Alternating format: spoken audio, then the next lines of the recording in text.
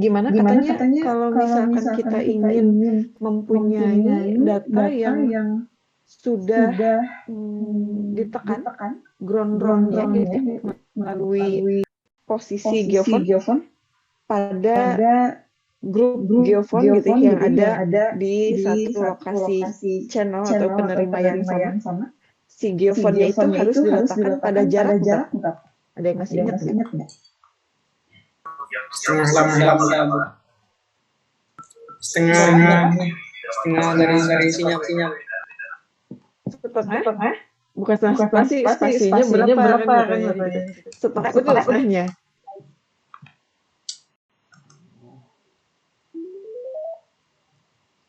Setengah porsi enggak ya? Setengah dari Panjang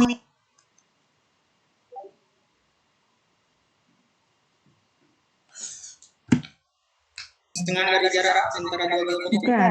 Kan kita tuh mau nih, coba saya gambarkan ilustrasinya.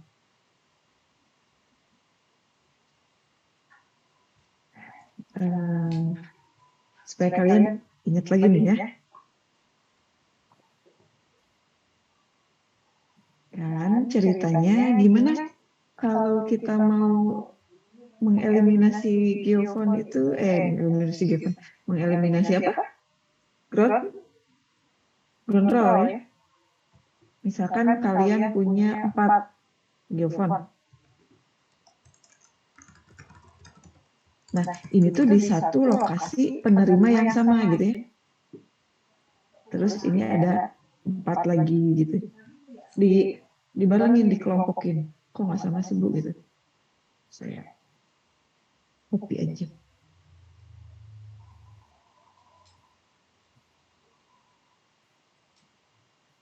Nah, misalkan kalian tuh di titik tengahnya gitu ya.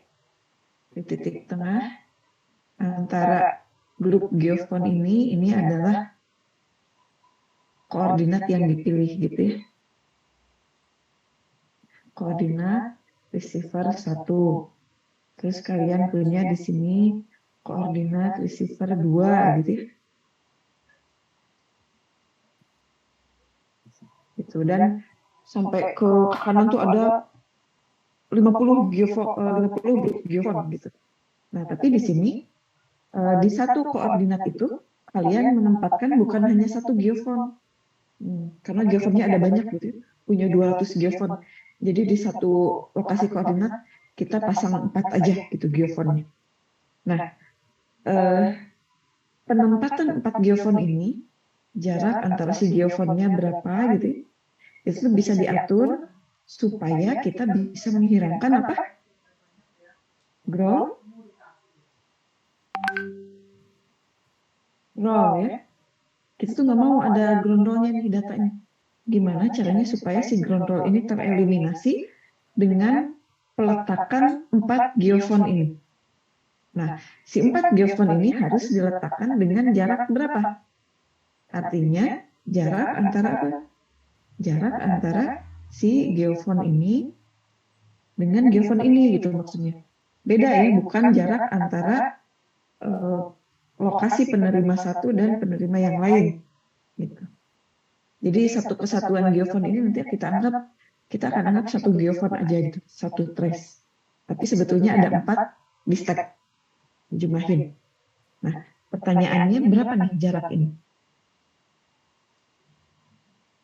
Tadi udah betul, setengah, tapi ke belakangnya masih salah. Setengah apa? Yang harus kita cari dulu velocity-nya, kita harus cari dulu frekuensinya, itu untuk mendapatkan Lambda ya Bu.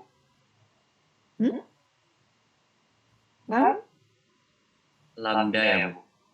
Lambda itu apa? Panjang gelombang. Panjang gelombang, ya.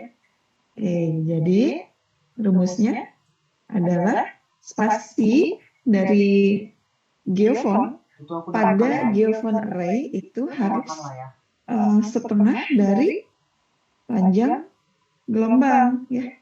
Setengah dari lambda. Nah, panjang gelombang siapa?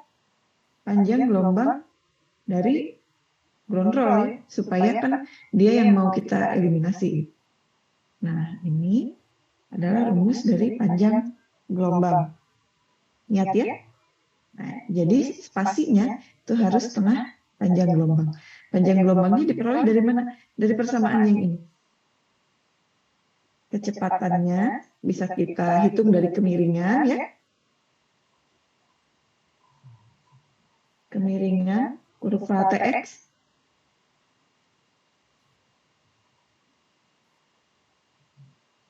dari apa? Dari ground roll ya.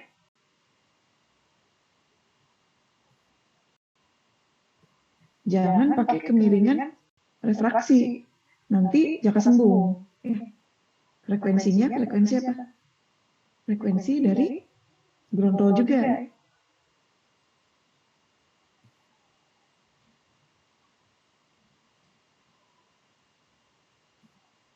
Nah, frekuensi dari ground roll.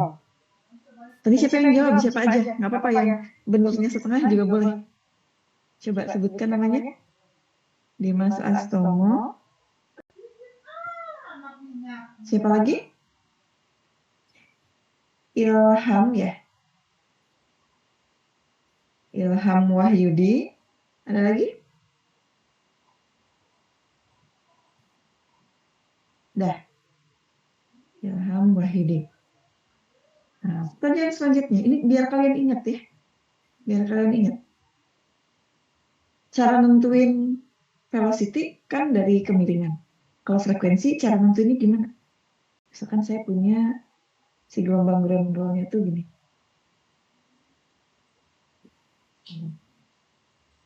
Si ground roll-nya tuh ini.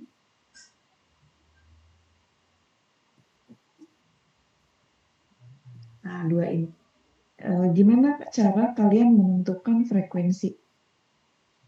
Ini misalkan ada amplitudo ya, amplitudo, dan ini offset. Nah, ini time. Kita punya time-nya 0,2 milisecond misal. Terus di sini kita punya 0,4 gitu ya. Ini time dalam milisecond. Ini jarak dalam apa jarak biasanya?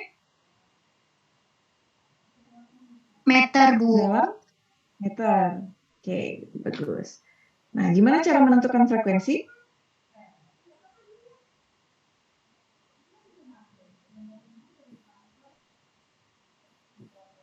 Frekuensi dari ground roll, ini tuh ground roll-nya misalkan ya. Ini adalah ground roll-nya gitu. Gimana cara menentukan frekuensi si ground roll? Nah, ini tuh ground roll gitu. Angkat tangan. Ayo, kemarin udah dicontohin. Bukan, Bu. Berapa? Satu tuh dari mana coba? Diceritain kenapa bisa dapat segitu gitu. Ini 0,4. Frekuensi itu apa sih? Frekuensi adalah berapa gelombang yang bisa dihasilkan ya dalam satu satuan waktu.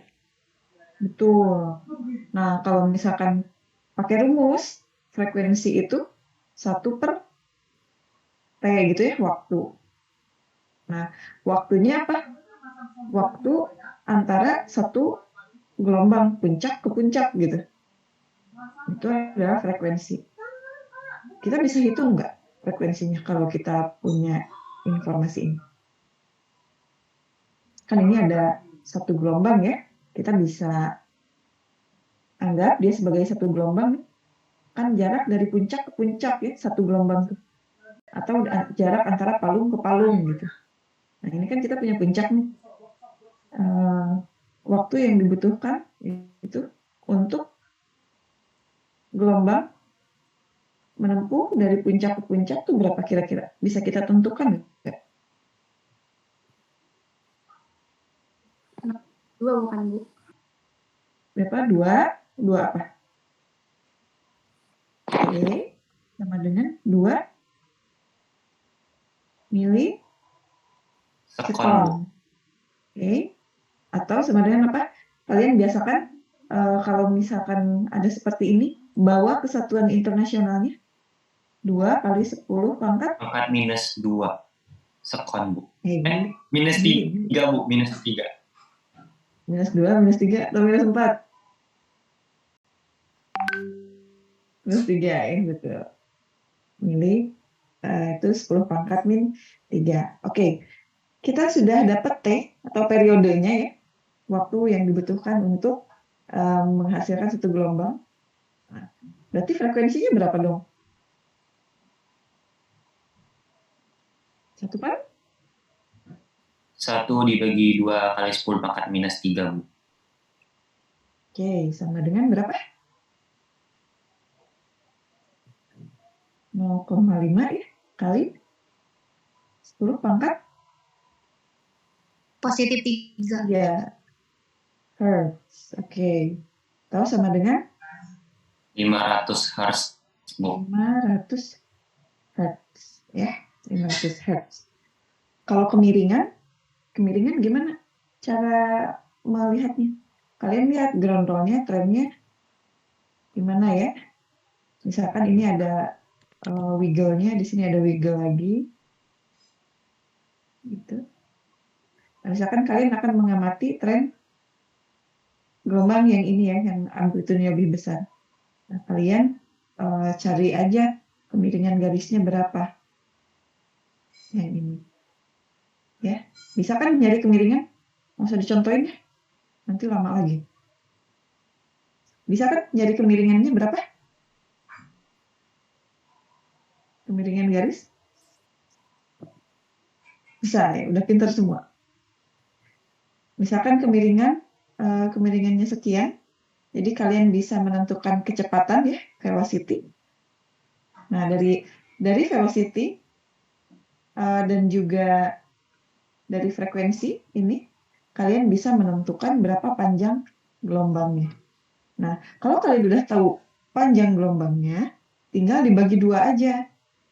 Ketika panjang gelombangnya dibagi 2, itu menjadi spasi yang harus kalian pakai untuk geofon yang ada pada satu grup geofon. Jadi kalian harus bisa bedakan grup geofon dan penerima, gitu ya. Kadang ketika kalian membentangkan lintasan seismik,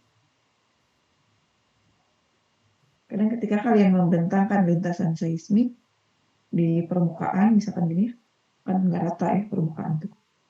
Nah, kalau misalkan geofonnya terbatas, jadi satu titik penerima itu hanya ditanami satu geofon aja. Ya, Laura, angkat tangan.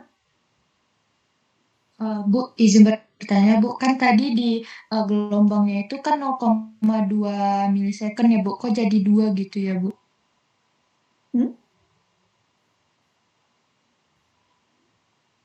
Nah, oh iya, 0,2 ya. Iya, Bu, yang di waktu tadi, Bu. Oh, ini aja saya ganti lah, biar nggak ngitung lagi ya. 2 milisecond, 4 milisecond. Nah, gitu. Oke.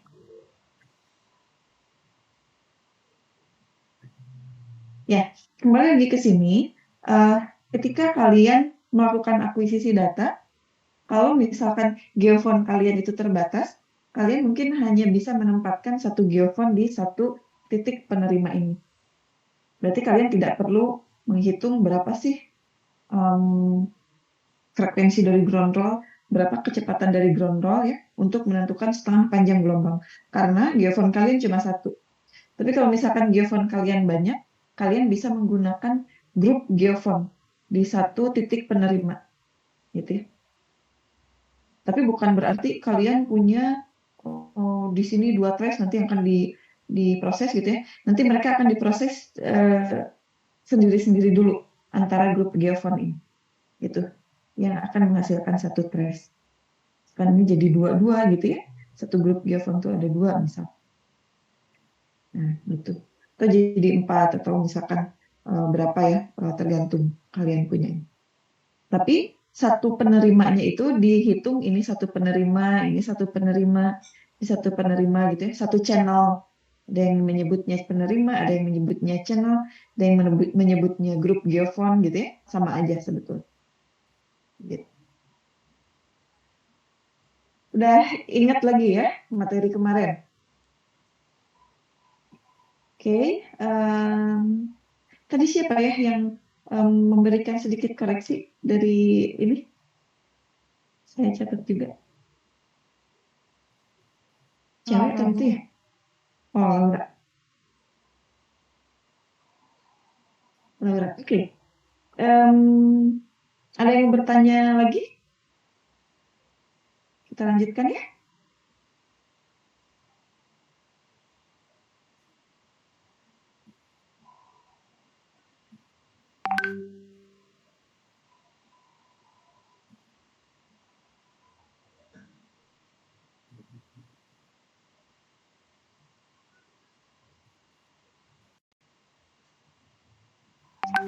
Oh, saya lupa ada yang mau merekam?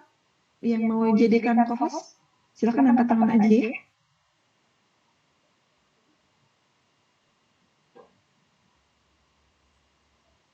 Oke, kita akan melanjutkan materi tentang desain akuisisi ini ke setting dari akuisisinya.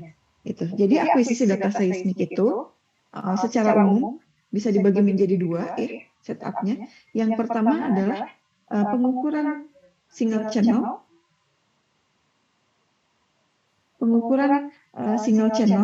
ya.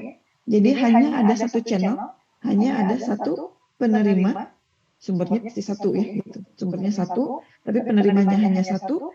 Kita sebut dia sebagai profiling.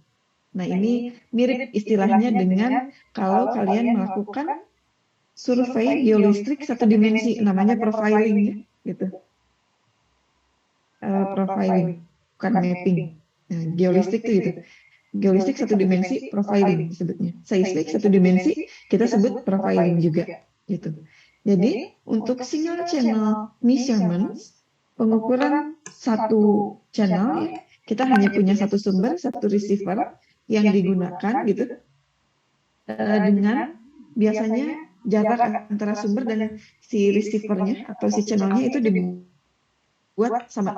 Nanti ini diledakan, direkam, nanti pindah lagi gitu di sepanjang lintasan gitu. Itu single channel. Lalu kita punya multi channel. Nah, ini yang umum sekali digunakan ya untuk survei seismik, apalagi untuk pemetaan lapisan bawah permukaan. Biasanya digunakan multi channel measurement gitu. Jadi pada multi channel system kita hanya menggunakan satu sumber, satu titik sumber, dan beberapa penerima, beberapa receiver, gitu. Di mana si penerima-penerima itu akan merekam gelombang pada waktu yang bersamaan, gitu.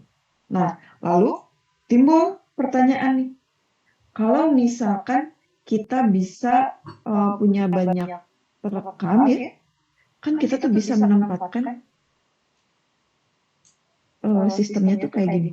Apakah penerimanya itu berjejer di belakang gitu ya? Kita tembak di sini atau kita letakkan sumbernya di sini, atau bisa juga kita itu meletakkan sumbernya di tengah-tengah gitu. Nah, biar ke kanan dekat, ke kiri dekat gitu ya.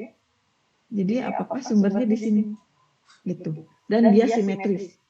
Lalu kita juga bisa meletakkan si sumbernya itu tidak satu garis gitu ya, tidak satu garis dengan lintasan. Misalkan, oh di sini lintasannya sumbernya di sini, gitu. Nah, jadi kita punya beberapa opsi ini, namanya spread ya, atau spread itu apa sih bahasa Indonesianya? Kok saya lupa ya? Spread itu sebaran ya, sebaran dari si receiver dan juga sumber. Yang pertama adalah single ended atau end on ya. Lalu ada single ended yang tipenya inline offset, single ended yang end on itu biasanya spasi antara sumber, di sini sumber dilambangkan dengan tanda positif ya. Tanda positif itu sumber, tanda dot atau titik itu receiver. Ya. Jadi kalau end on, jarak antara sumber ke penerima terdekat namanya apa? Ini saya ulang-ulang nih, karena harus familiar kalian yang di sini. Near offset. Jarak antara near offset, betul. Ya, near offset. Kalau yang ini Far offset. far offset, betul ya. Jangan sampai ada yang nggak tahu. Kalau ada yang nggak tahu nggak lulus mata kuliah ini. Jarak antara receiver dengan penerima terdekat adalah near offset ya. Near offset. Oke. Nah biasanya near offsetnya itu sama dengan jarak antara geofon atau jarak antara receiver, itu ya, atau spasi antara receiver, itu. Kalau yang end on. Kalau yang inline offset ini biasanya berbeda nih, 1,5-nya gitu ya, biasanya 1,5-nya. Dari jarak apa? Dari jarak antar receiver, gitu. Itu yang sumbernya ada di ujung. Tapi sumbernya bisa juga di tengah gitu. Kayak gini. Konfigurasi akuisisi di mana kita menempatkan sumber di tengah-tengah penerima itu kita namakan split spread. Split spread gitu ya. Hati-hati keseleo lidahnya. Saya juga kadang suka keseleo ya. Split spread. Nah, split spread ada yang jarak sumber ke penerima terdekatnya, ini near offsetnya, ini juga near sama, near offset gitu.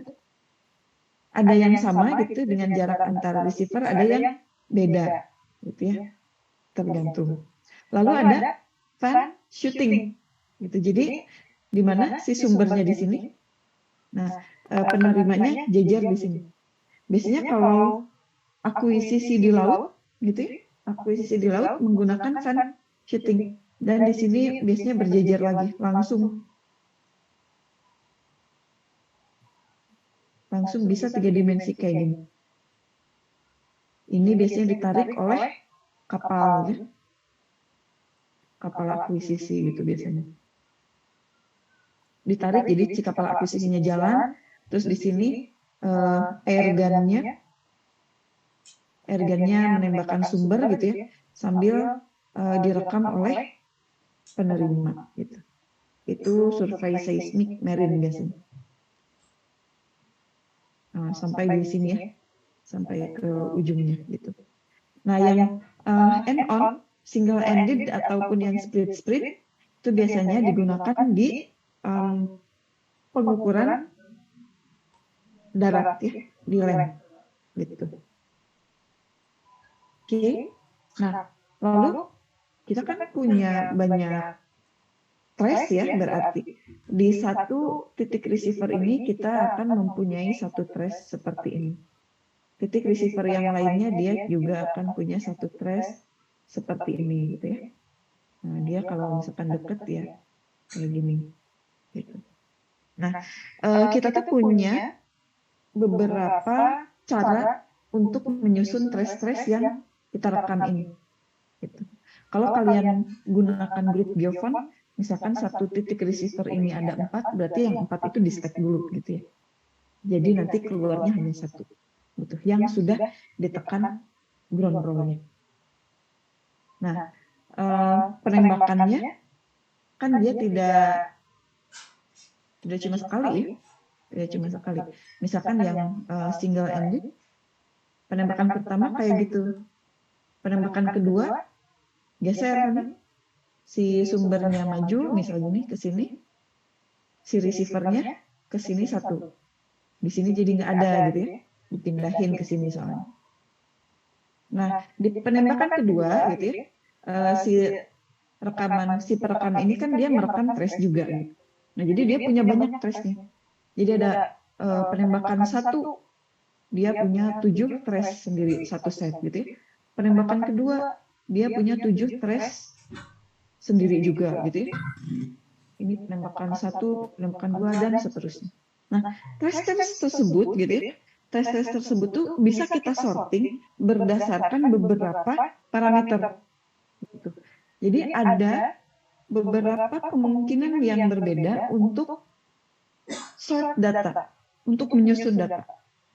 Gitu. Ada common shot, gitu. Jadi common shot ini adalah proses sortasi data di mana semua trace yang berasal dari satu penembakan yang sama itu dikumpulkan. Jadi yang normal gitu. Penembakan pertama kayak gini.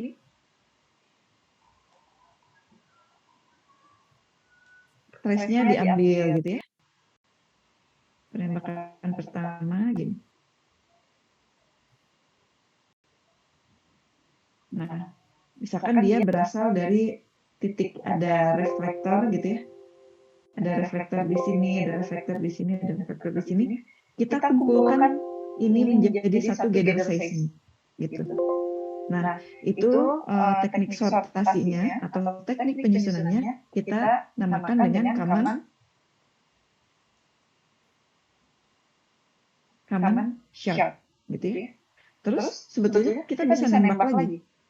Penembakan selanjutnya sumbernya udah maju ke sini ya. Receivernya jadi di sini dan di sini gitu ya. Ini tuh pada satu lintasan yang sama gitu. Cuman saya gambar ulang supaya nggak overlap di sini. Nah, trace-nya jadi di sini misalkan. Ya. Trace-nya jadi di sini. Nah, misalkan awalnya geofonnya ini geofon A, B, C gitu ya. Geofon A, B, C, geofon. Berarti di sini kalau dipindahin ini A, B, jadi C gitu ya. Nah, karena si C-nya pindah ke depan gitu. Nah, lalu data yang direkam adalah data yang merupakan refleksi dari titik-titik bawah permukaan. Kita juga bisa kita bisa menyusun, men-sorting gitu, trace kita berdasarkan trace yang berasal dari titik reflektor yang sama gitu. Misalkan titik ini ketika dilalui oleh penembakan pertama, trace-nya ada dari geofon A gitu ya. Geofon A. Gitu. Nah, lalu pindah lagi gitu ya. Pindah lagi, geofon A itu berarti posisi sumbernya di sini, posisi penerimanya di sini. Misalkan posisi S-nya di sini, posisi penerimanya di sini. Nah, si geofon A, ya, titik ini, titik yang sama dengan ini, nah di sini, dia dilewati gelombang juga, gitu ya. Tapi dengan jarak sumber dan receiver yang lebih jauh daripada yang ini. Kalau ini kan dekat banget. Kalau ini dia kehalangin satu geofon C gitu. Jadi si sumbernya itu ada di sini, receivernya ada di sini gitu. Nah, lalu kita pindah lagi. Pindah lagi, sumbernya di sini gitu ya. Si geofon B jadi nggak ada. Nah, di sini jadi ada geofon B. Si A ini masih merekam data dari reflektor yang sama. Tapi sekarang lebih jauh gitu, jarak antara sumber dan penerimanya. Misalkan sumbernya di sini, penerimanya di sini. Nah, hal itu terus terjadi gitu ya, dan kita kumpulkan semua trace yang direkam oleh geofon dan berasal dari satu titik reflektor yang sama. Itu kita namakan common midpoint sorting gitu ya. Gather-nya kita namakan common midpoint gather atau CMP gather. Jadi Kalian kebayang ya, ketika akuisisi itu berjalan, jadi ada satu titik yang terus-terusan dipetakan gitu ya, tapi dengan jarak sumber dan penerima yang berbeda. Kita kumpulin data-data itu. Pokoknya yang berasal dari satu titik kita kumpulin. Itu namanya common midpoint gather gitu ya, trace-nya itu. Semua trace dengan midpoint yang sama. Gitu. Lalu ada juga common receiver. Common receiver itu semua trace yang pernah direkam oleh si geofon. Gitu. Misalkan geofon C di awal merekam trace yang ini. Lalu dia merekam trace yang ini. Semua trace yang direkam oleh geofon C itu dikumpulin, itu namanya common receiver. Lalu ada common offset. Common offset itu semua trace yang memiliki offset sama gitu ya, dikumpulkan. Jadi kalau yang tadi itu misalkan ini offsetnya 5 meter. Offsetnya 5 meter, berarti yang offsetnya 5 meter dari geofon A, offset 5 meter dari geofon C, offset 5 meter dari geofon B, itu dikumpulin, kita bikin gather. Itu namanya common offset gather. Gitu. Nah, kadang kita agak confuse, agak ketukar-tukar gitu ya, antara menyebut common midpoint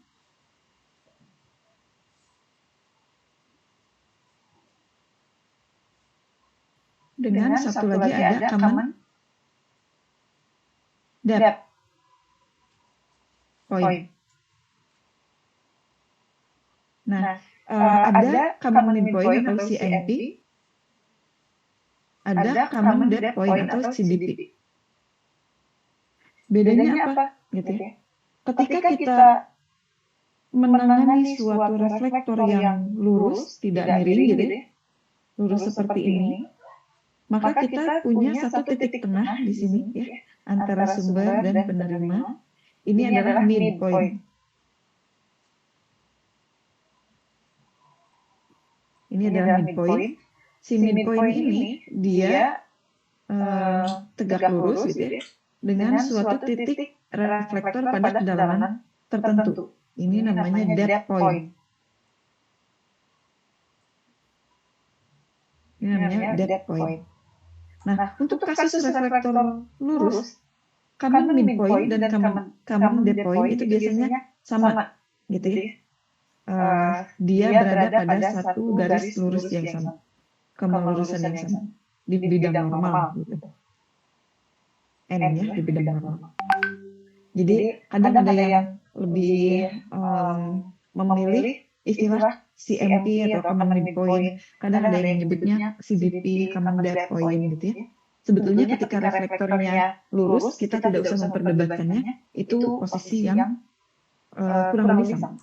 Tapi ketika reflektornya tidak miring, tidak lurus, reflektornya miring, seperti ini, common midpoint dan common depth point, di mana titik reflektor itu berada, bisa berbeda.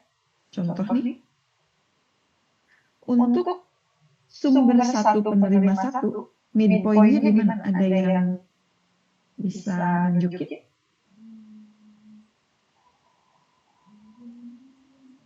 Midpoint-nya di mana? Namanya midpoint berarti di tengah-tengah ya. Di tengah-tengah antara sumber satu dan sumber dan receiver satu. Ini adalah midpoint.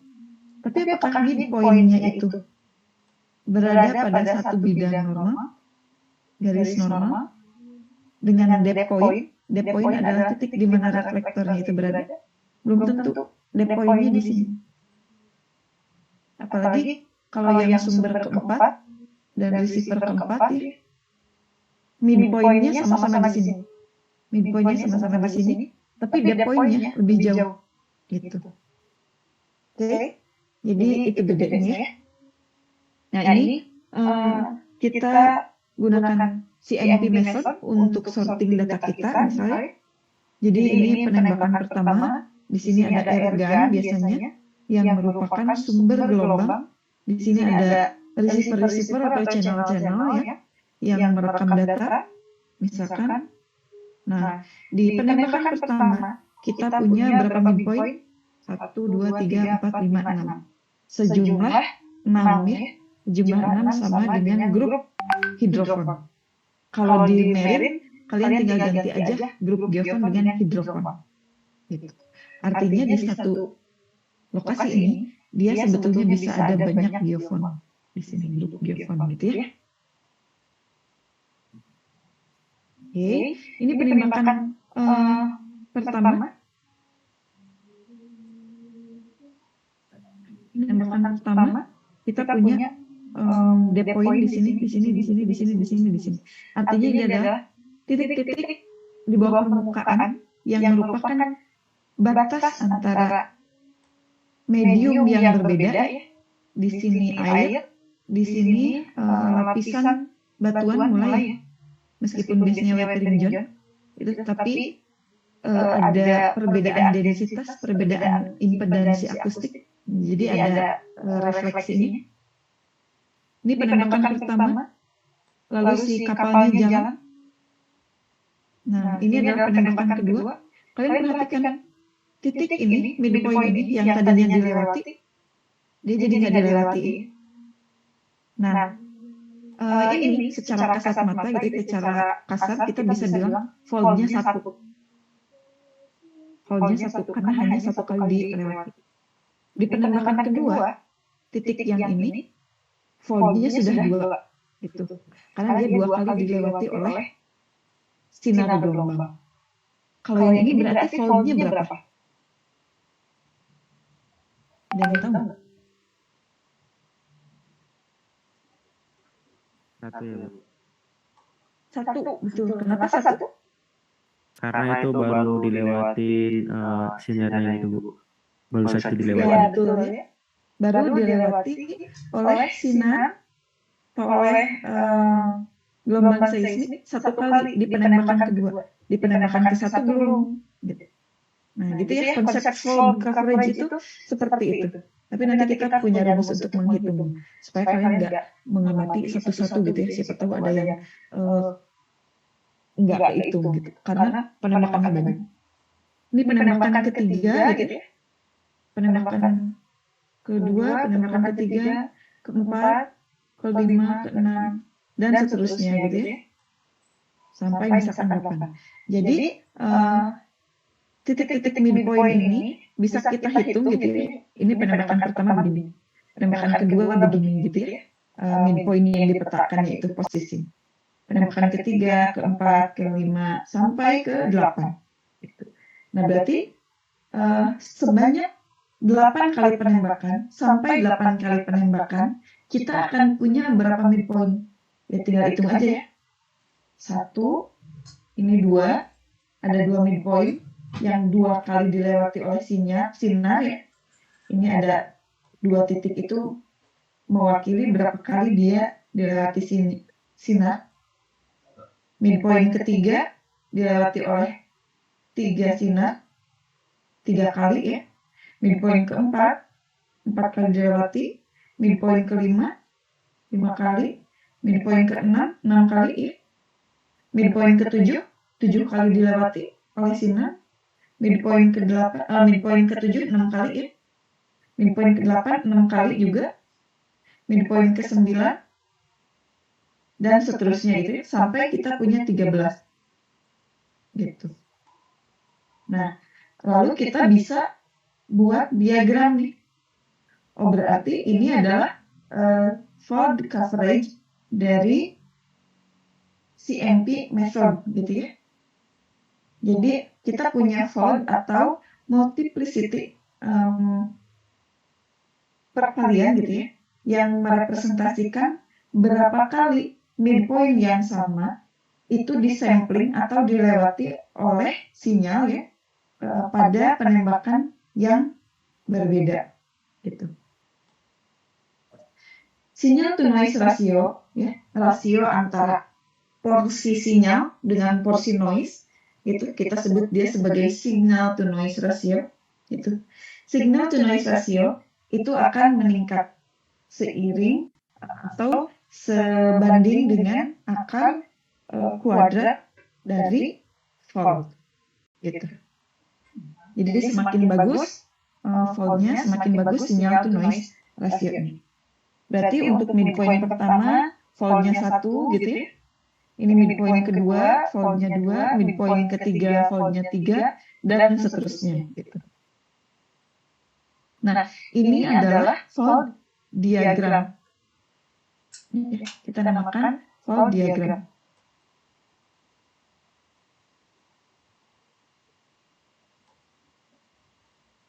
Ini volt diagram gitu. Lalu kita juga punya stacking diagramnya, ya, stacking diagramnya. Paham konsep volt secara kualitatif dulu, kuantitatif detailnya kita belum masuk ke sana. Secara prinsip tahu ya volt coverage? Paham nggak? Lihat mana nih? Halo?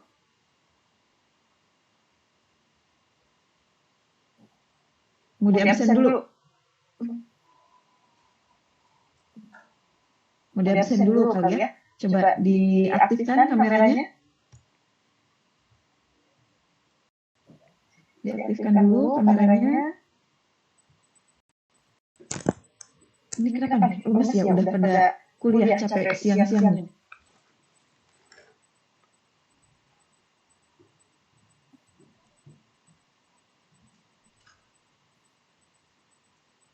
Mau di absen dulu Bu katanya.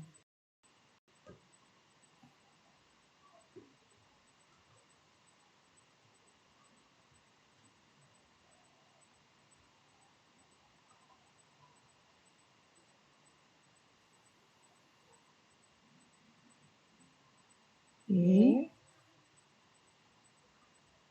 Sebentar.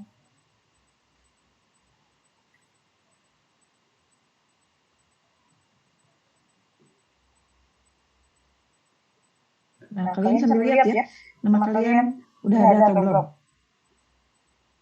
Yolanda? Yolanda ada? Hadir Bu. Hadir? IKD?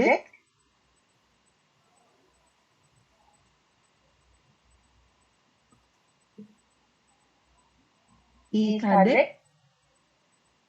IKD Kria Febriana, mana? IKD Kria? Tidak ada? Bimo? Bimo hadir. hadir? Bimo hadir. Bimo hadir? Indiani? Hadir Bu. Indiani hadir? Anissa Ramadhani? Anissa hadir Bu. Anissa hadir?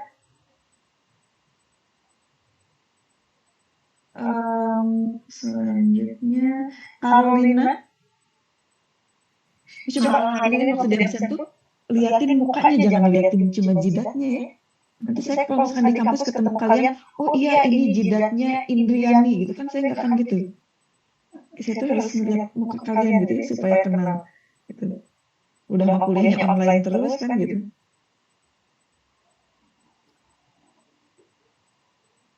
Fatih Putra? Hadir Bu.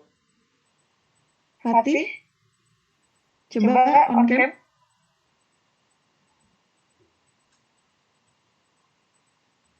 Coba on cam, kalian kalau disuruh on cam tuh langsung otomatis on cam. Susah Bu, saya login dari HP dulu ya Bu. Ya, ke HP dulu, ditungguin. Mau login pakai HP dulu. Oke. Jasmine. Dibacanya Jasmine ya? Yasmin mana Yasmin? Hadir Bu. Saya tuh masih baik loh. Dosen di prodi lain tuh ada yang pokoknya harus on cam semua sepanjang kuliah gitu kan. Jasmine mana Jasmine? Hadir, Bu. Oke.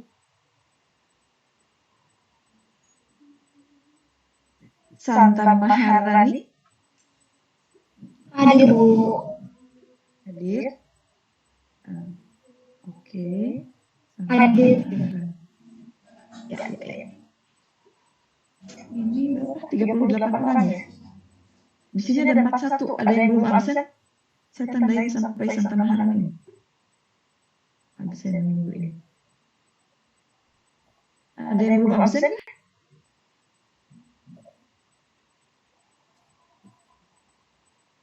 Ada yang belum absen?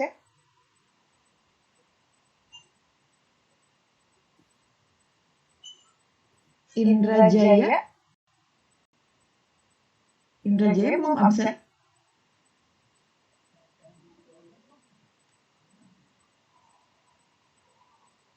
Masih di mute Indrajaya.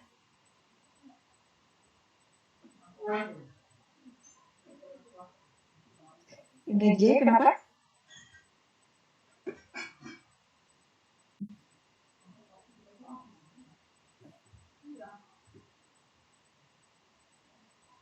Oh, Indrajaya ini IKADEK, bener kok. Coba teman-temannya bener nggak? Ini namanya siapa? IKADEK atau Indrajaya? Jangan-jangan joki ini.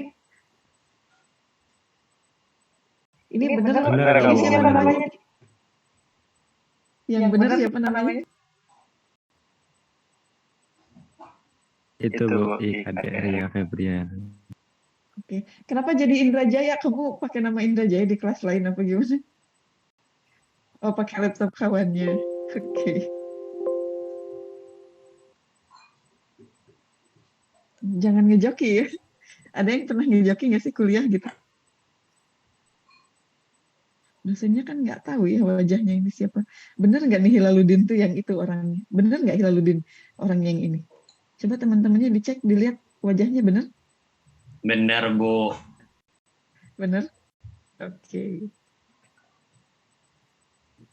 Mana ini yang mau login pakai HP tadi? Fatih ya? Saya, Fatih Bu. mana Fatih? Oh udah, oke.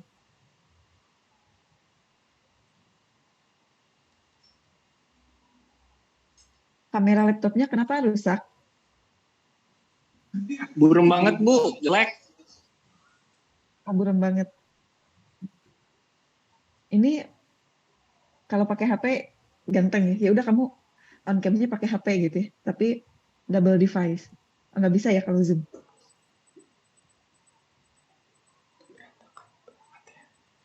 Oke. Nah, itu kan ada yang belum absen nih. Ada Sahat, mana Sahat? Hadir, Bu. Sahat hadir. Oke. Kenapa lemas banget Sahat? Enggak kok, Bu. Kok enggak kok. Memang lemah lembut gitu ya. Oke. Tuh. Nanti pacarnya Sahat, Kak Sahat tuh ngomongnya lemah lembut gitu ya. Jadi memang kayaknya penuh kasih sayang gitu. Rara nih mana Rara terakhir? Rara Zila Hafinia. Hadir, Bu. Mana? Angkat tangan. Saya belum lihat. Bentar. Mana? Oh, oke. Sip ya. Ada yang belum absen lagi? Udah ya? Oke. Tadi tuh kenapa saya ngabsen ya? Oh, saya tuh mau nanya ini, gitu ya. Jadi, kalian paham nggak fold coverage itu apa? Fold coverage adalah apa berarti? Coba kalau kalian paham. Pakai bahasa kalian sendiri. Ada yang mau ngejelasin nggak? Bu, fold coverage itu ini gitu. Ya. Ada yang udah siap-siap mikrofon, udah diginiin gitu. Jangan malu-malu lah. Biasanya ya kan nggak punya malu mahasiswa. Ayo. Fold coverage jadinya adalah Ayo coba merangkai kata-kata sekarang daripada nanti pas UAS gitu ya. Baru merangkai kata-kata kan bingung gitu. Ayo, fold coverage adalah berapa? Izin jawab, Bu. Boleh, silahkan siapa? Angkat tangan. Bimo Maesa, Bu. Full Siapa? coverage itu Bimo Maesa, Bu. Bimo, oke Bimo. Ini bukan, Bu, jumlah titik itu, Bu. Titik apa sih namanya? Titik pantulan gitu, Bu, di bawah permukaan. Itu mah berapa midpoint gitu ya, atau berapa depth point-nya, jumlah titik pantulan. Kalau fold coverage itu apa? Tadi kan kita punya ini. Kalau titik pantulan, kan yang ini ya, midpoint atau depth point, ada yang bilang depth point boleh. Nah ini, titik-titik ini kan midpoint-nya. Ya, midpoint-nya. Tapi kan midpoint ini ada yang dilewatin sinarnya, ada yang cuma sekali, ada yang 2 kali ya. Ada yang sering banget, ada yang sampai 6 kali gitu. Nah, yang dimaksud fold coverage itu yang mana?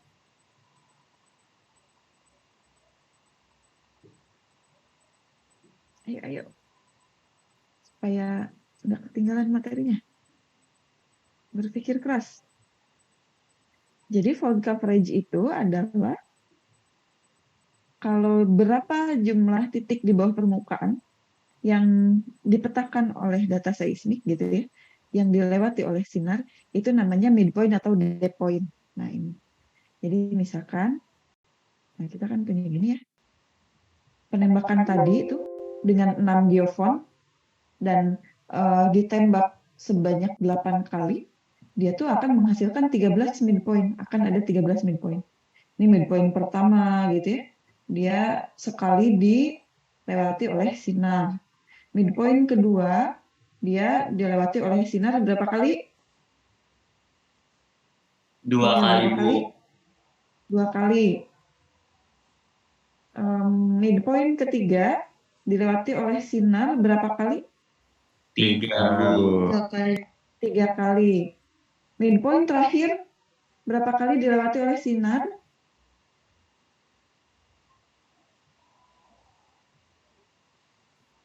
Berapa kali?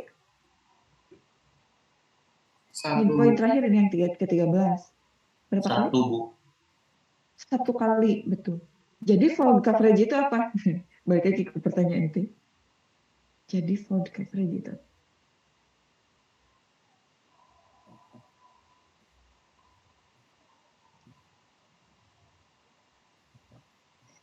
Ayo. Ada, kalau ini fold coverage-nya 1, saya kasih clue lah. Ini fold coverage-nya 2, yang ini fold coverage-nya 6. Jadi fold coverage itu apa? Jumlah midpoint, Bu. Jumlah midpoint mah midpoint. Berarti apakah ini semua midpoint? Midpoint-nya kan ada 13. Ada 13 midpoint. Jadi fold coverage-nya semua 13. Bukan. Nih saya kasih tahu ya. Fold coverage dari midpoint ke 1, 2, 3, 4, 5. Midpoint kelima fold coverage-nya 5. Mungkin ini Bu, lipatan atau cakupan sinar seismiknya. Cakupan sinar seismik. Sinar seismiknya mah sebetulnya mencakup 3 dimensi kesemuanya gitu. Masih ya, silahkan dicoba lagi. Izin menjawab lagi, Bu. Boleh.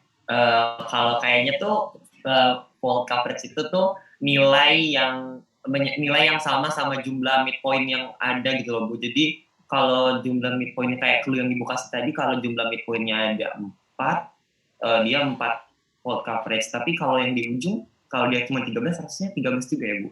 Ada masalah, Bu. Nanti Bu, mikir lagi.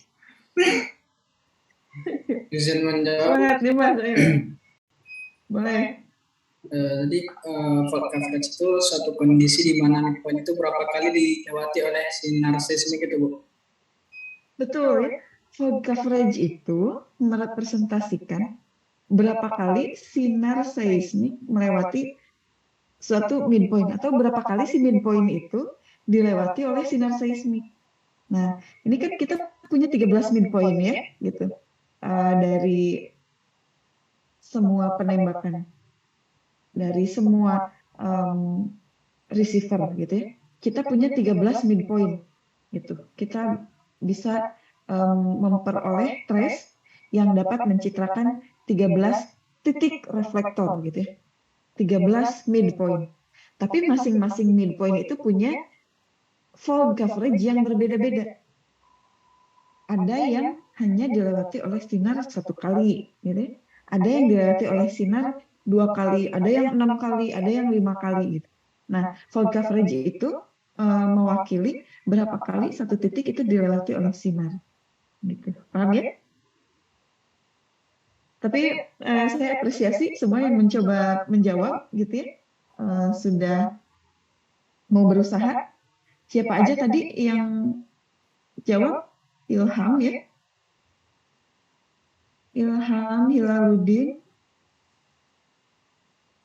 Hilaludin kenapa ada hatinya itu? Kepencet Bu, maaf Bu. Dimas. Mau angkat tangan malah jadi itu hati. Bimo. Oke.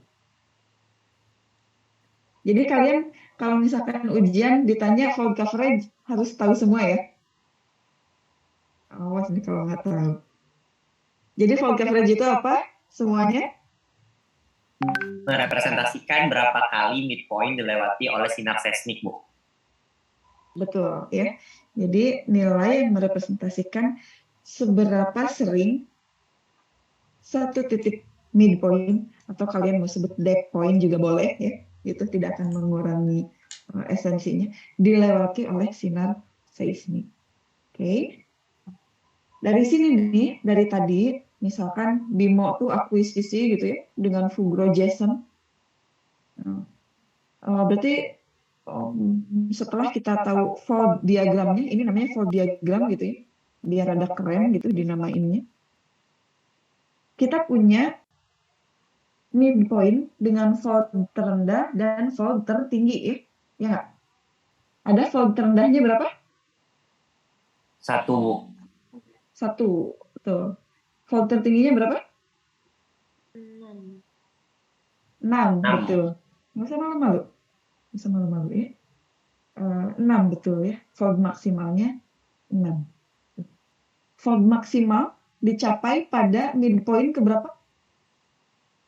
6 ke 8. 7. Ke 7, ke 6, sama ke 8, Bu. 8 Bu. Ke 6, ke 8. Betul.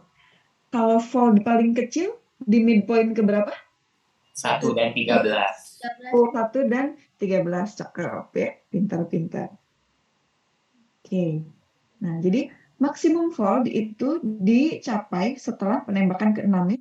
Setelah penembakan ke-6. Jadi dari penembakan ke-6. Ini kurang tepat ya. Saya ganti dulu aja. Ini bukan after tapi since ya. Since the sixth shot gitu. Sejak penembakan ke-6 dia udah mulai mencapai fold paling tinggi gitu. Paham ya? Nah, ketika kita menggunakan CMP method ya dalam sorting data kita gitu ya. Ketika kita punya jarak penembakan dan juga jarak dari grup geofon atau jarak dari receiver yang memiliki nilai sama, kita punya rumus untuk maksimum fold yang 6 tadi itu. Fold maksimumnya kan 6, nggak bisa nambah lagi ya.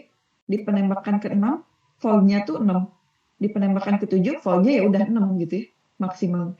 Di penembakan ke-8 foldnya tetap 6.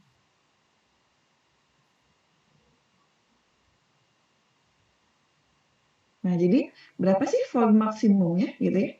Fold maksimum ketika short point spacing dan group spacing are equal atau sama gitu ya, maka fold maksimumnya adalah setengah dari jumlah geofon atau hidrofon gitu. Nah, ketika jarak antara midpoint-nya itu setengah dari jarak antara geofront, midpoint separation-nya setengah dari jarak geofront. Maksudnya itu gini. Si midpoint 1 sama midpoint kedua, ini dia jaraknya berapa? Jaraknya adalah setengah dari jarak geofront. Kenapa setengah jarak geofront? Ya kalian lihat aja. Kan misalkan di penembakan ini ya, kita punya geofront ini dan juga penembak ini gitu ya, sumber ini. Nah ini kan midpoint-nya. Jaraknya kan separuh gitu. Kalau kita punya jarak sumber ke penerima yang sama dengan jarak antar penerima. Ya. Tapi kalau enggak, gitu. Pada kasus yang lebih umum ya,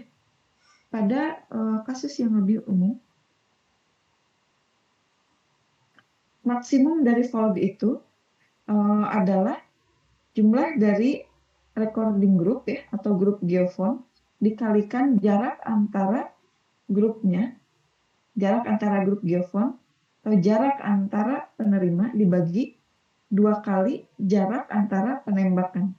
Misalkan penembakan pertama, nah ini misal penembakan ketiga dengan penembakan keempat, jaraknya itu berapa? Jadi jarak antara ini ke sini, gitu ya.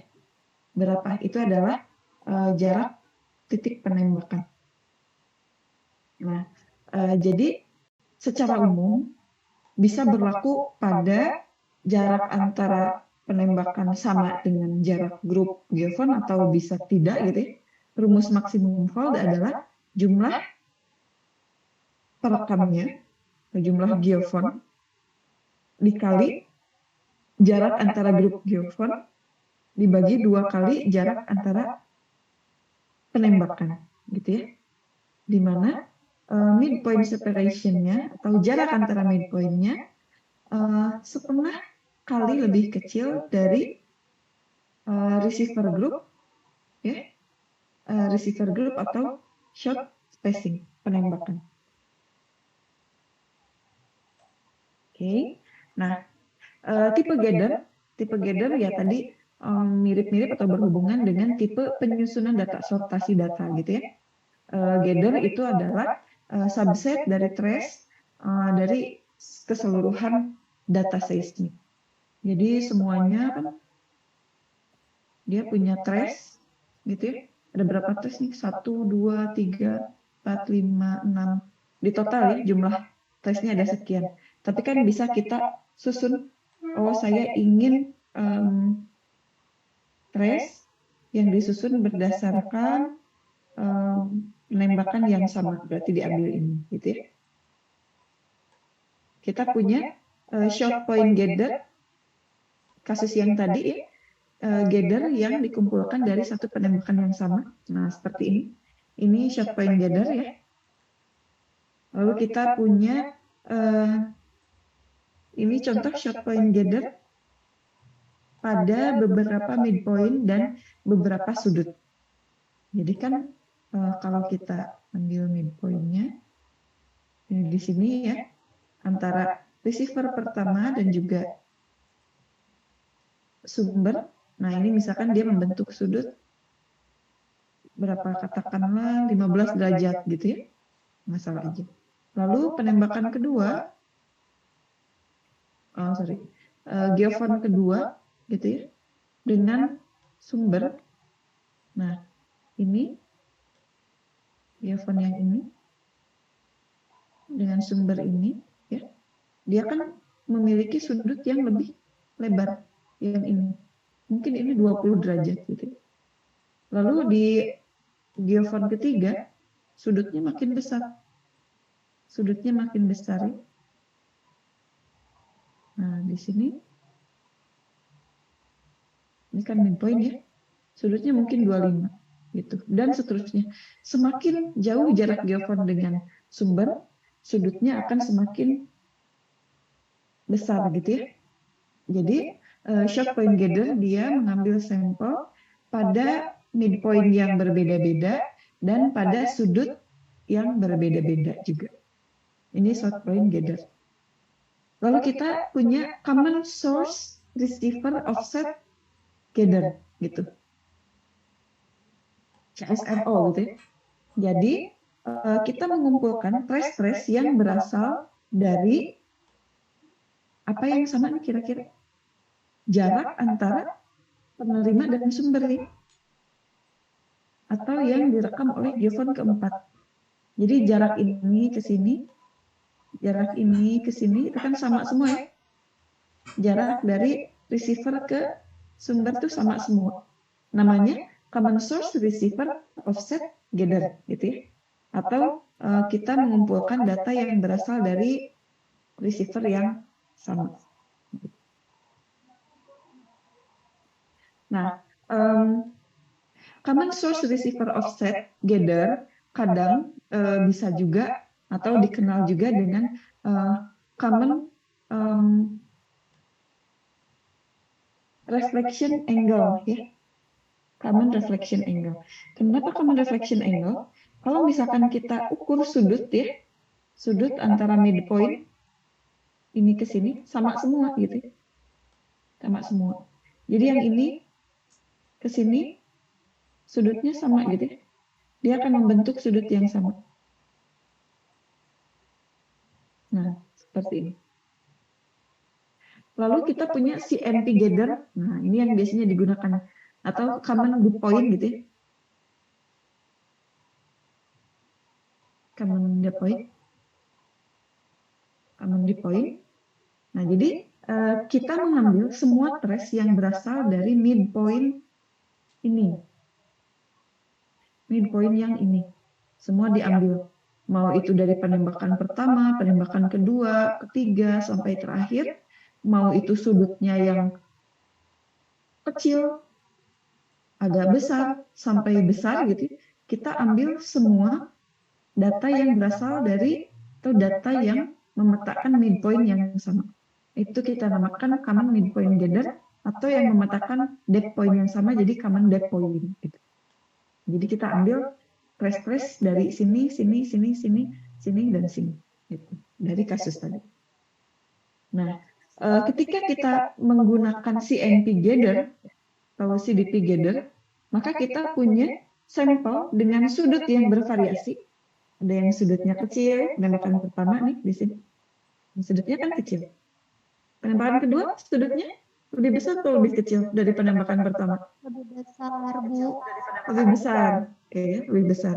Penembakan ketiga lebih besar lagi ya. Besar lagi. Betul. Sampai penembakan ke-8 paling besar ya. Paling besar sudutnya, betul. Gitu. Nah, jadi CMP gather dia mensampel sudut yang bervariasi gitu ya. Tapi titik tengah geologis yang sama gitu. Common geological midpoint. Jadi secara geologi dia memetakan lokasi itu terus gitu ya. Nah, itu namanya CMP gather. Ada yang menyebut dia juga common depth point, itu sama aja, CDP gather. Tapi CMP dan juga CDP pada kondisi tertentu itu bisa tidak sama ya. Pada kondisi apa? Pada kondisi reflektor yang miring atau ada dippingnya gitu. Kalau misalkan reflektornya miring, nah kayak gini ya. Misalkan tadi ini titik-titik putih dan garis-garis putih itu adalah model survei kita gitu ya. Kalau misalkan reflektornya lurus, tapi ternyata reflektornya miring kayak gini, kayak yang kuning nih. Nah, kalau misalkan kayak gitu, CDP sama CMP sama nggak? Kalau miring? Tidak, Bu. Tidak, ya, tidak sama ya, tidak sama dengan gitu. Kalau CMP-nya yang di tengah ini sebetulnya CDP-nya yang di dalam, gitu. Reflektor point-nya, gitu. Jadi kalau misalkan kalian menggunakan model yang lurus tadi, seolah-olah CMP-nya, CDP-nya tuh di sini ya. CDP-nya di sini, yang bulat-bulat putih yang lagi saya merahin. itu adalah CDP-nya. Tapi sebetulnya reflecting point-nya dia tidak berada pada satu garis normal yang sama dengan midpoint ini atau dengan dead point ini ya. Dengan dead point ini. Tapi yang betulnya itu yang biru ini. Oh, dia direfleksikannya di sini, di sini, di sini, sampai yang terakhir tuh di sini ternyata gitu ya, bukan di sini gitu. Nah, jadi ada pergeseran gitu ya. Ada pergeseran. Nah, ini kalau kita mengambil gather yang common apa nih namanya? Common shot point gather ya. Short point gather. Jadi kita memilih gather atau memilih mensorting data yang berasal dari satu penembakan. Akan ada satu miss nih, seolah-olah midpoint-nya di sini. Tapi ternyata kalau miring agak geser ke sini gitu ya. Bukan di sini, tapi dia di sini harusnya. Di lokasi ini. Oh, bukan di sini, tapi dia agak geser gitu. Jadi ada ketidaksesuaian dalam memplot midpoint gitu ya, atau depth point itu. Karena reflecting point-nya berbeda. Jadi, nah ini kalau misalkan kita mengambil COS ya, COS, di mana kita punya reflection angle atau sudut refleksi yang berbeda-beda, yang sama, sudut refleksinya yang sama.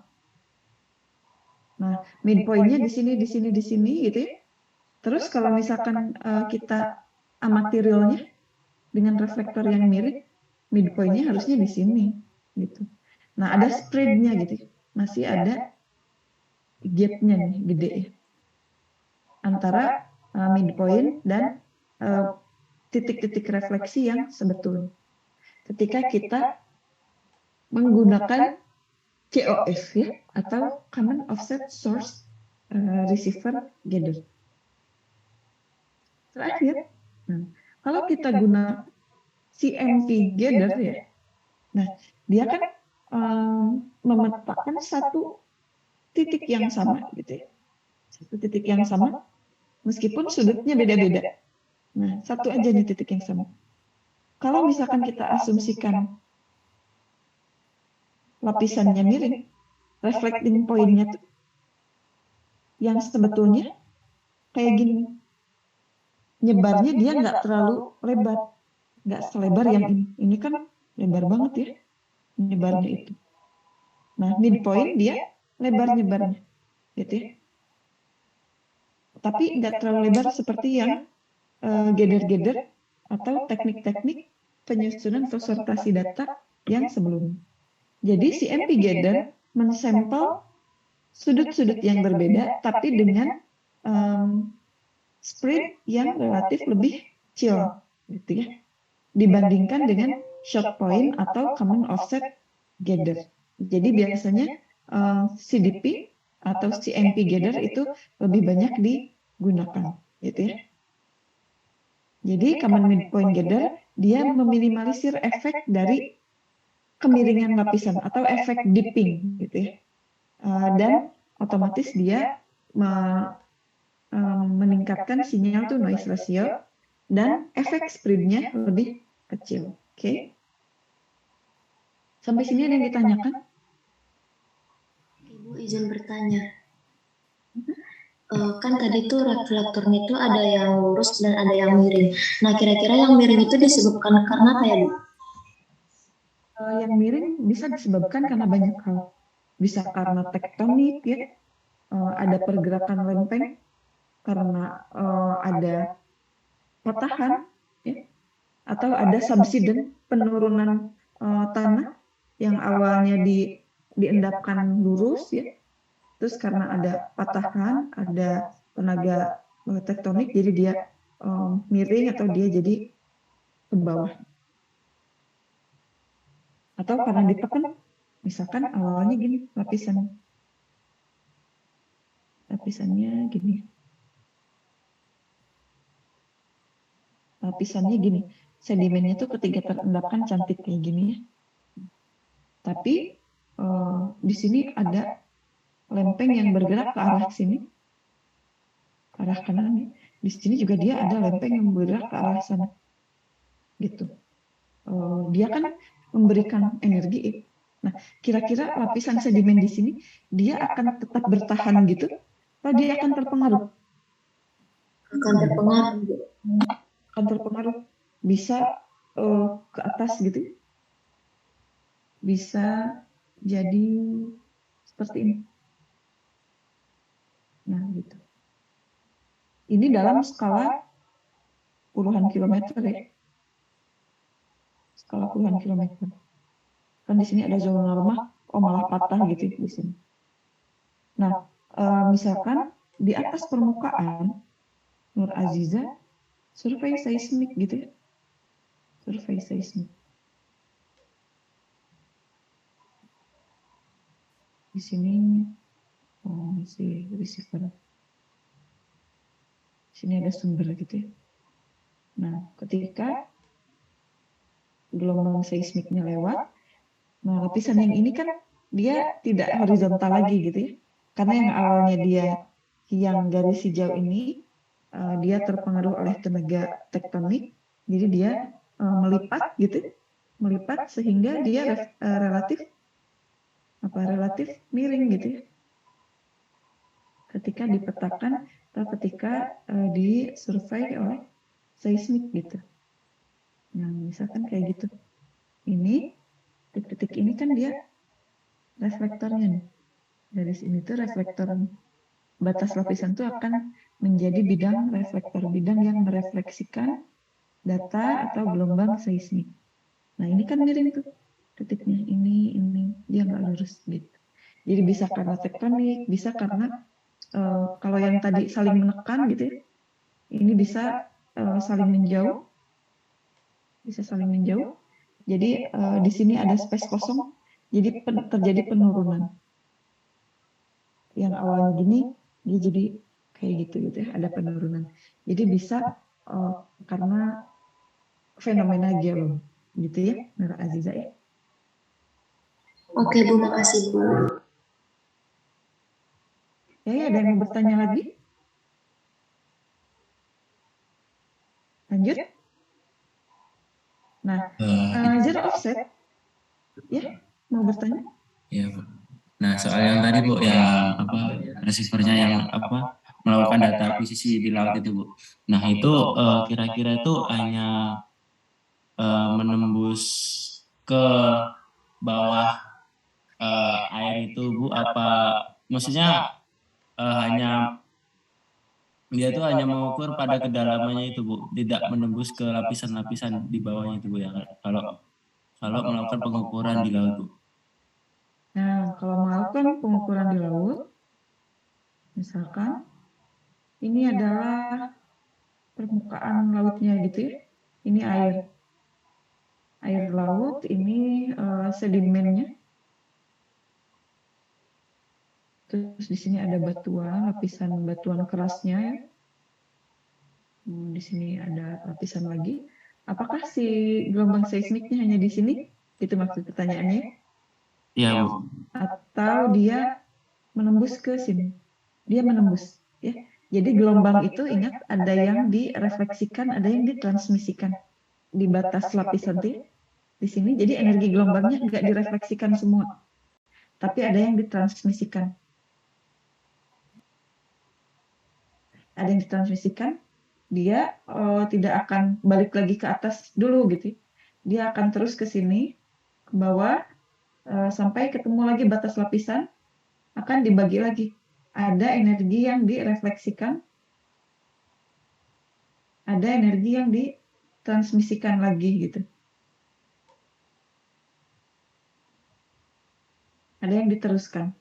Nah, seperti itu. Sampai nanti energinya tuh habis gitu ya. Habis. Kalau energinya habis ya udah dia nggak bisa penetrasi lagi ke kedalaman yang lebih jauh. Gitu. Kalau secara konsep caranya itu, Bu, kalau di laut itu lebih susah tuh Bu yang mendapatkan datanya Bu ya. Apa lebih jauh lebih mudah atau lebih sulit Bu dalam di laut itu? Hmm. Sebetulnya ini lebih susah, ini lebih mudah. Dua-duanya punya tantangan masing-masing ya. Ada positif dan negatifnya gitu. Kalau di laut itu biasanya kita banyak noise dari gelombang lautnya sendiri. Kan di air tuh ada arus laut gitu ya. Arus laut bawah permukaan, ada gelombang di sini gitu ya. Nah, ini sedikit banyak mempengaruhi energi gelombang seismik. Dan juga karena lapisan ini adalah air ya, air dengan densitas 1, sekian gitu, air laut 1, bla bla bla. Lalu kita punya densitas batuan yang relatif tinggi gitu ya, sedimen. Misalkan 2, sekian. Nah, ini kan kontras densitasnya tinggi sekali gitu ya. Lalu antara udara dan juga air laut di sini, ini ada kontras densitas juga ya. Saya lupa densitas udara itu berapa. Densitas udara sekian. Nah, biasanya data marine itu gelombang seismiknya ada yang terperangkap. Misal setelah dia direfleksikan oleh si bottom ini,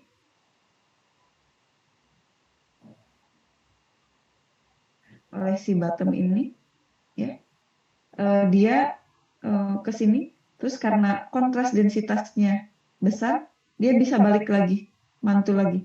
Nah, ini menyebabkan multiple gitu. Jadi data marine isu utamanya adalah multiple. Isu utamanya multiple. Data land isu utamanya adalah ground roll. Bukan isu utama ya, isu yang menjadi ciri gitu ya, ciri khasnya. Biasanya yang marine tuh pasti ada banyak multiple-nya. Kalau land, pasti kita akan punya ground roll gitu. Nah, jadi itu kalau dari segi nanti kita akan menangani apa? Kalau secara teknis, misalkan apakah lebih ribet untuk membentang geofon? Sama aja. Di laut, kalau misalkan ini ngebentangnya salah ya, ngebentangnya kan 3 dimensi tuh. Jadi kalian bayangkan, nah volumenya tuh gini ya. Di sini tuh kan ada, nah geofon lagi gitu ya. Supaya sekali jalan, sekali narik, sekali nyisir gitu. Nah, di sini ada geofon lagi.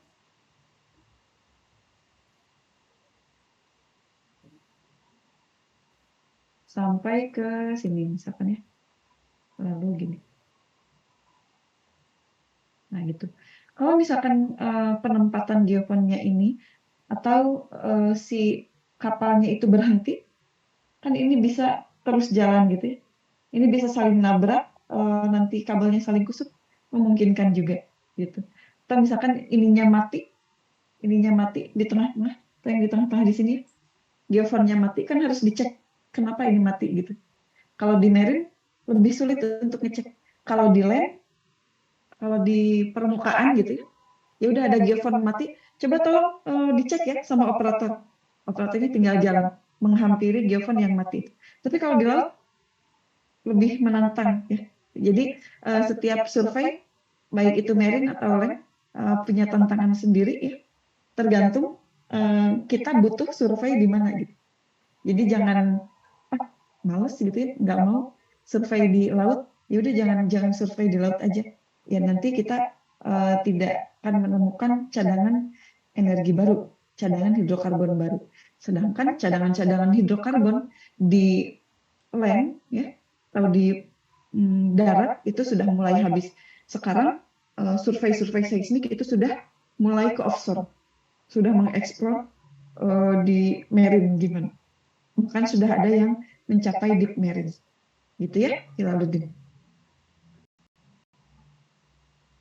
Baik Bu, terima kasih. Nanti Hilaluddin, kalau ternyata kerja di CG Veritas, disuruh akuisisi, jangan pilih-pilih ya. Ya Bu. Amin ya. Oke. kita lanjutkan ya. Kita juga mengenal ada yang namanya zero offset. Zero offset itu apa sih? Zero offset itu adalah data yang kita tempatkan si sumber dan penerima pada satu lokasi yang sama. Ini udah dijelaskan di pertemuan awal-awal ya. Jadi kalau yang tadi tuh, nah ini seolah-olah kan, bukan seolah-olah, memang ada sudut ya yang dibentuk antara sumber dan midnya ini. Nah, kalau zero offset, kita akan buat seolah-olah sumber dan penerimanya itu ada pada satu titik yang sama. Itu zero offset, ya. Itu. Common offset itu trace dengan equal offset. Oke, tadi sudah ya, fall juga sudah. Split. Nah, ini contoh ya. Kalau misalkan kalian punya gather seismic refleksi, ini contohnya yang seperti ini gather ya. Gather ini adalah trace yang paling dekat dengan sumber, ini paling jauh ya. Masuk akal karena given paling jauh berarti waktu tempuhnya ya paling jauh juga gitu ya. Kalau midpoint shot sudah, oke. Ini sama aja ya. Nah, kalau misalkan kita tidak melakukan penembakan atau kita skip gitu ya pada beberapa titik, misal waktu akuisisi itu, kan akuisisi kita juga harus mempertimbangkan faktor-faktor sosial gitu ya. Misalkan di sini ada rumah ibadah gitu ya. Di sekitar sini tuh ada rumah ibadah atau makam keramat gitu ya. Nggak boleh sama ketua adatnya itu ledakan dinamit di sana. Berarti kan kita fault coverage-nya rendah atau kita punya data yang sedikit di sana. Jadi kemungkinan data seismik kalian tuh bisa juga kayak gini, ada bolong-bolong gitu. Di bagian atas biasanya. Ini pada final stack. Nah, ini contoh stacking diagram. Ini contoh stacking diagram dari split ya. Jadi kalian punya berapa ini? Ada berapa penembakan? Coba, ada yang bisa ngitung?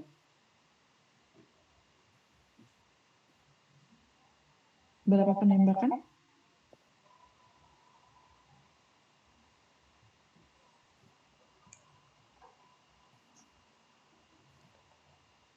Ayo, sebentar lagi penembakannya ada berapa?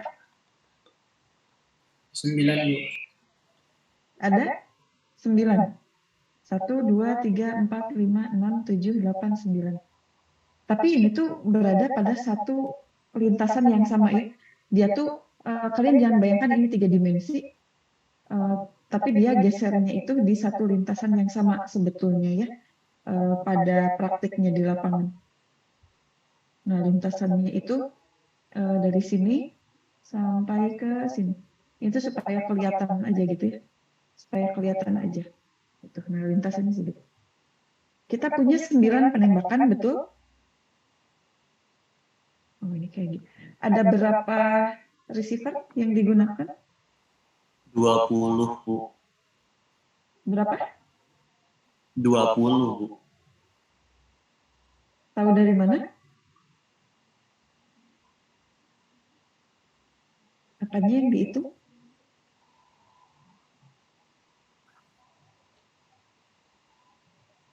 Dari jumlah midpoint yang pertama itu nggak sih? Dari jumlah? Midpoint yang pertama. Kurang jelas ya. Nah, kalian perhatikan. Dari titik yang merahnya itu ya, Bu? Itu receivernya, Bu. Itu.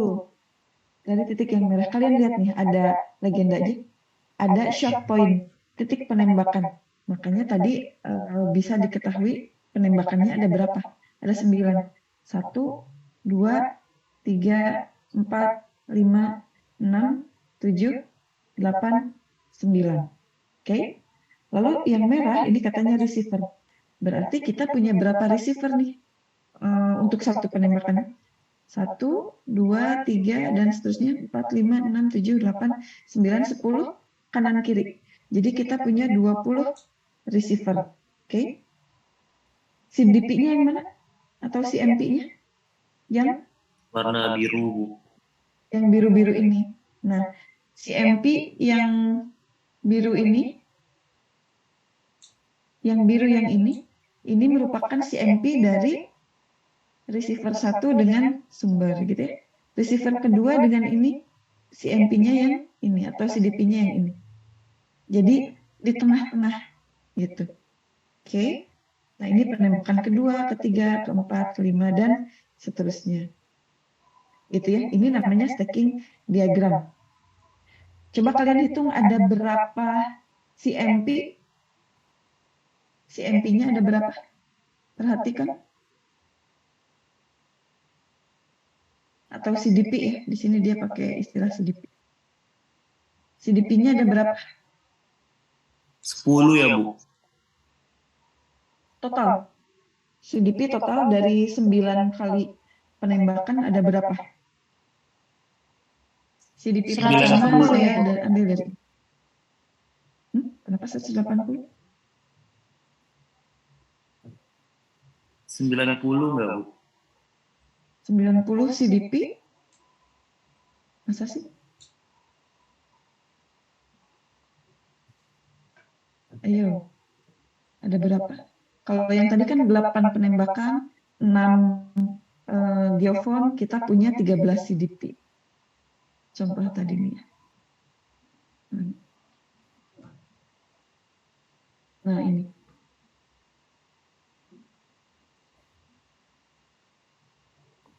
Nah, yang ini penembakannya kita punya 13 CDP ini. Lihat, ini kita punya 13 CDP. 13 titik yang dipetakan atau dilewati oleh data seismik, oleh gelombang seismik. Berarti kalau yang tadi dengan stacking diagram yang barusan, kita akan punya berapa CDP atau CMP. Ini saya kasih tahu ini adalah posisi CDP atau CMP yang pertama. Ini. Yang terakhir tuh dari sini. Yang terakhir tuh di sini. Berarti kita punya berapa CDP?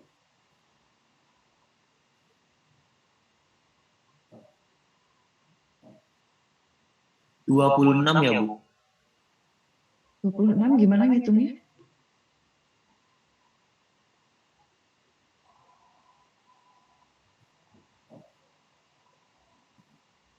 Kalian hitung ada berapa titik yang menjadi CMP ya dari titik tengah antara sumber dan penerima. Dari penembakan ini kita punya 10 ya, 10 punya 20. Sorry. Ini sampai 20. Lalu di sini kita karena sumbernya itu bergeser sejauh 4 kotak gitu ya. Maka ini kita punya tambahan 1, 2, 3, 4 CMP.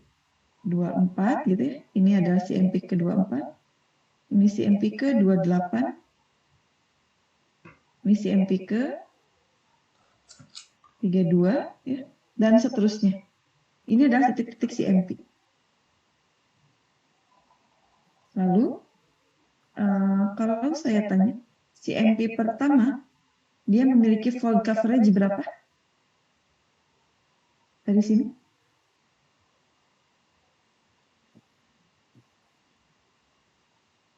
CMP pertama fault coverage-nya berapa? 3 bukan? 3. CMP pertama itu yang mana? Yang ini ya? Iya. Dari 0. Yang ini nih. Nah, yang ini. Ini CMP atau CDP pertama. Fault coverage-nya berapa? 1. 1. Kenapa 1? Karena yang dilewatin sama CDP ini ya cuma 1 receiver gitu, Bu. Dan di atasnya Sama kan sekali yang di atasnya nggak lewat sana lagi gitu ya. ya Tuh. Kalau CDP kedua voltnya berapa? Yang ini 1 juga, Bu. 1 juga. Kenapa? Sama kayak tadi, Bu, itu tuh yang apa namanya, yang garis biru itu yang CDP kan, Bu. Yang CDP-nya itu tuh yang cuma titik yang pertama aja, yang di atasnya itu tuh nggak kena gitu, Bu. Oke, bagus ya. Pertanyaan selanjutnya, mulai CDP keberapa voltnya bertambah? Misal voltnya jadi 2. Ketiga, Bu. 3, Bu. Ketiga, Ya, masa? Kelima ya, Bu? Coba. Kelima, Bu. 5. 5. Ya 5, Bu. Kelima, mulai ini. Nah ya, mulai ini kelima. Oh, tadi tuh dikirain tadi ngitungnya tuh kayak per titik gitu, Bu. Jadi per garis ini ya, Bu. Nah, jadi kalian harus tentukan dulu CDP-nya. Kalian bayangkan receiver ini dan sumber ini CDP-nya ada di mana? Dia akan di tengah-tengah gitu ya, tapi posisinya di dalam. CDP-nya akan di sini, di tengah-tengah ini. Receiver ini dengan sumber ini, CDP-nya akan di posisi yang sama dengan ini. Ya, posisi yang sama dengan receiver pertama. Karena receiver pertama ada di tengah-tengah, receiver kedua, dan sumber. Oke. Nah, CDP untuk receiver ketiga ada di mana? Ada di sini, di antara ini. Di antara receiver ke-1 dan kedua. Tengah-tengahnya kan di sana. Nah, kalian makanya harus digambar dulu. Oh, ini CDP atau CMP antara sumber dan receiver yang mana. Baru kalian bisa yakin, oh voltnya sekian di CDP ini. Jadi, untuk membuat volt diagram seperti ini,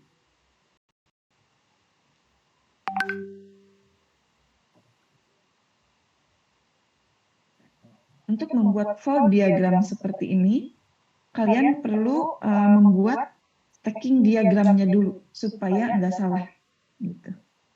Ya, volt diagram seperti ini, CDP keberapa, voltnya berapa. Volt diagram ini harus dibuat berdasarkan CDP atau CMP. Titik-titik merah ini bukan receiver ya, tapi CMP-nya. Kalau receivernya kan yang ini, yang segitu. Ini adalah ilustrasi CMP. Oke?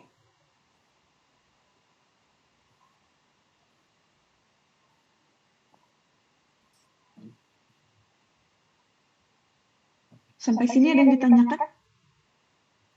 Bu, Sudah hampir jam 9. berarti ini si MP-nya tuh berarti banyak banget gitu ya, Bu? Lebih dari 100 masih, Bu? MP-nya apakah lebih dari 100? Bisa aja ya. Tapi kalau untuk data ini berapa kira-kira? 52, Bu. Oh, 52. Saya nggak ngitung ya, tapi cara ngitungnya itu. Titik-titik ini ada berapa? Tapi lihat, kalau yang ada di posisi yang sama, dia tuh kan sebetulnya memetakan satu lokasi yang sama. Makanya tadi di awal saya bilang, kalian jangan bayangkan penembakan ini tuh geser ke samping. Tapi dia dibuat ke samping tuh supaya lebih tervisualisasi aja ya. Supaya lebih gampang hitung. Nah, kayak ini nih. Ini kan dia sebetulnya akuisisinya berada di satu lintasan yang sama. Hanya saja pindah gitu ya. Midpoint-nya ya ada di sini. Diteruskan ke sana. Jadi bukan di penembakan kedua itu, dia bukan geser ke samping, ininya tuh di sini, nggak gitu. Tapi sebetulnya dia geser maju aja. Nah, tapi ketika kita membuat stacking diagram gitu ya, kita geser ke sini supaya memperjelas aja. Padahal dia kan satu lintasan, makanya ada 13 CDP. Jadi dia bukan geser ke samping gitu ya, tapi maju ke depan. Nah, kalian bayangkan ini juga kayak gitu. Nah, ini juga kayak gitu. Jadi lintasannya itu dari sini ke sini. Membentang gini ya. Lintasannya itu kayak gitu. Nah, penembakan pertama konfigurasinya yang ke satu ini. Penembakan kedua, si sumbernya geser dengan penerima gitu ya. Geser. Tapi dia sebetulnya ada pada satu lintasan yang sama, di permukaan yang sama gitu. Makanya dia tidak jadi si MP atau CDP baru gitu ya. Jadi CDP-nya ada berapa? 1, 2, 3, sampai di sini tuh ada 20 pasti. Terus ini ada 4 yang baru. Ini 4 yang baru. Ini 4 yang baru. Tinggal ditambahin aja ada berapa. Posisi di bawah permukaan yang berbeda gitu ya. Yang dilewati sinar. Itu jadi CDP atau CMP. Kalau fog gitu ya. Kalau dijumlahin, nah di CDP kelima fognya jadi 2. Tapi bukan berarti CDP-nya tuh ini satu CDP sendiri, ini satu CDP sendiri, ini satu CDP sendiri, ini satu CDP sendiri, ini satu CDP sendiri, enggak. Tapi ini tuh jadi stack gitu ya untuk fognya. Paham? Paham. Oke, ada yang mau bertanya lagi? Tadi siapa aja yang bertanya? Biar saya catat ya.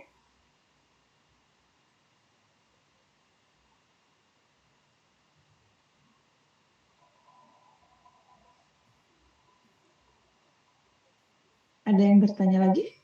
Ini namanya apa? Stacking diagram.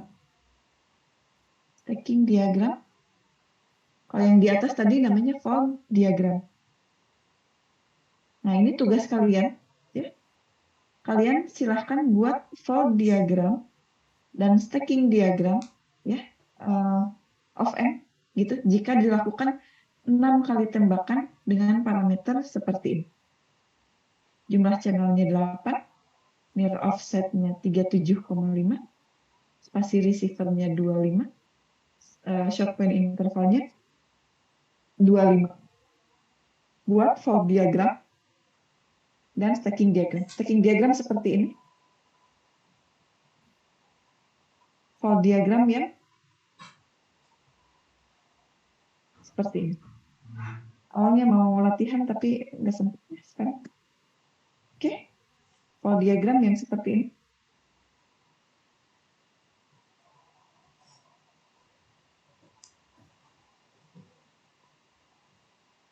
Ada yang mau bertanya? Dikumpulkan minggu depan.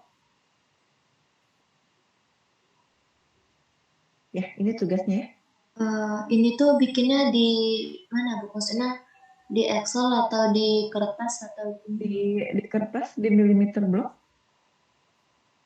Nanti di scan.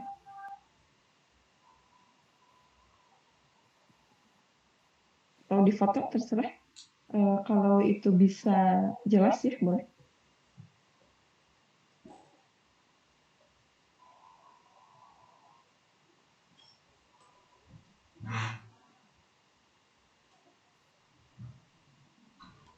Ada.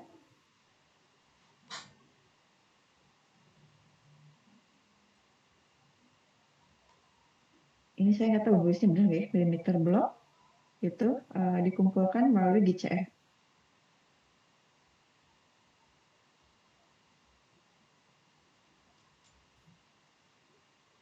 Minggu depan.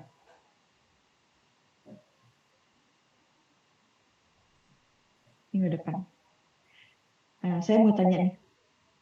Kalau misalkan saya punya spasi receivernya 25 meter, nilai offsetnya saya set 37,5, boleh nggak ya?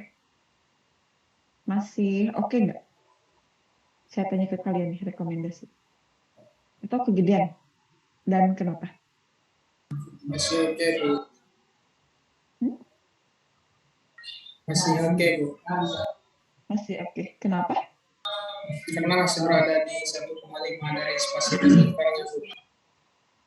Karena masih, sorry, suaranya putus-putus.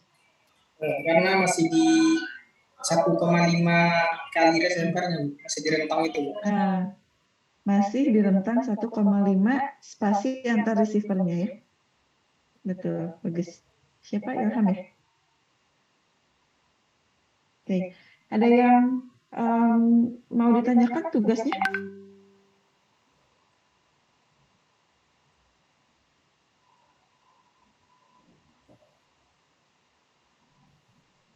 Cukup jelas?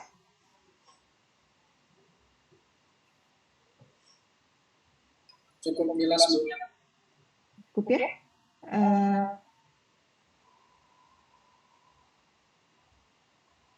Kalau gitu, saya rasa untuk pertemuan ini kita bisa akhiri, ya. Coba on cam lagi. Saya lupa tadi screenshot waktu absen.